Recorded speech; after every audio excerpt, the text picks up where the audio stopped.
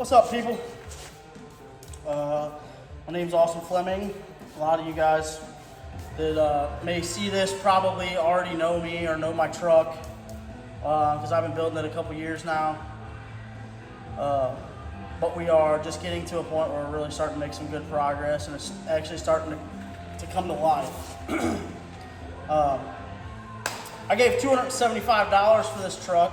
I bought it from a buddy of mine, from his mom and dad, and I think it was going to be headed to the scrapper. It was sitting there, it was rusted apart, there's hardly nothing left of it, which cracks me up when people like to say, you know, you took apart a perfectly good truck. Well, there wasn't nothing savable about this, even the cab, really. But it was perfect for what I wanted to use it for. I've always wanted to build a 56 Chevy pickup, and this is one I could afford. So we got the truck. I took it to our property in Rollo where it's sat a couple years, and I kind of told my dad, I was like,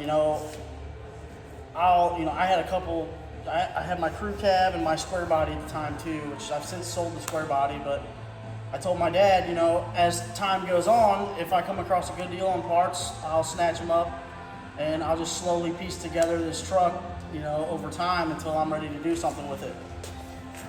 So I kind of started doing that. I had by the time I bought a bed and fenders and new steel for the front end and stuff like that, I think I only had $1,200 in building the body, because it's going to be a rat rod. It doesn't have to be anything super fancy, super clean. We want it to be beat up, scratched up, ugly to an extent. So I pieced together that, and fast forward a year or two, I got my job working at Jerry Bickle Race Cars. A year or so, maybe a couple years, it was a couple years in, I had an opportunity to start a chassis for it on the chassis table at the shop. It was kind of in between other car builds at the time, around Thanksgiving 2 years ago. So we had a very short amount of time to start a chassis and get it to be something, and then pull it back off to get it back out of the way for other jobs we had coming in. So it was there for a total of 3 weeks. The first go round, I'll throw some pictures in here too. The first go round, we got we spent 3 or 4 days maybe really slinging some tubing and getting this thing to, the main framework of the cage done. We laid out the floor, the main hoop, A-pillars, stuff like that.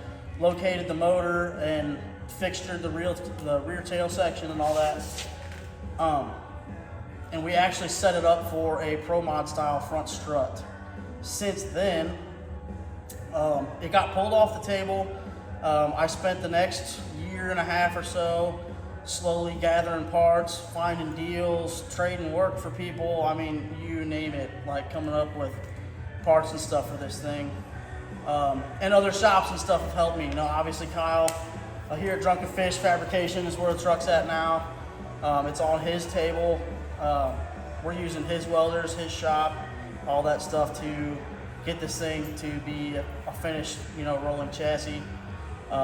Cameron Johnson's been a big help. He's got me a bunch of, my control arms, my wishbone, all kinds of stuff like that. My anti-roll bar, I have a big Johnson anti-roll bar. Several people. There's too many people to name, really. But just recently, we were able to get the truck put back on the table.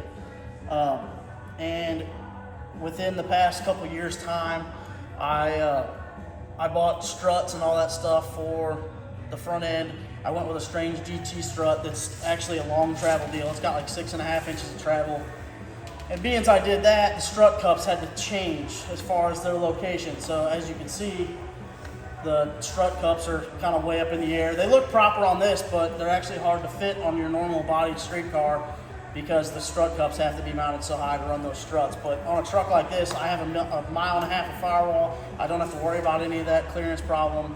So it actually looks right on my truck, I think, which is really cool. But that being said, we had to cut all that stuff back out, remount the motor again, but it all turned out super nice. And we slapped this front end back together. We just got the cab on it. We're starting to tie in the tail section and all that stuff now. I actually just took my vacation from work and I'm gonna spend the week here working on it. So hopefully, before too long, it looks like a roller. So, but I really wanted to film more of this build as it happened, and I've kind of done little stuff I could here and there. But it's hard to be the person working and running the camera and editing the videos and doing all that at the same time. So you get me here by myself. My phone's set up. Nobody else is here in the shop right now. I'm working on the truck as we speak, you know, cutting holes in the back for the tail section tubes to tie into the harness bar, the main hoop, all that stuff. But yeah, that's about all I got for you guys. I'm gonna try and be a little bit better about filming stuff from here on out. So far, the response to the truck has been absolutely killer.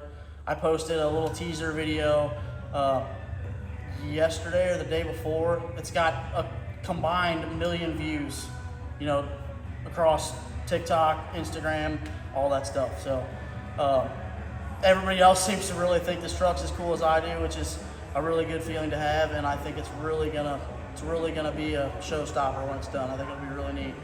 So, yeah, I'm excited to take you guys along on the journey, and stay tuned.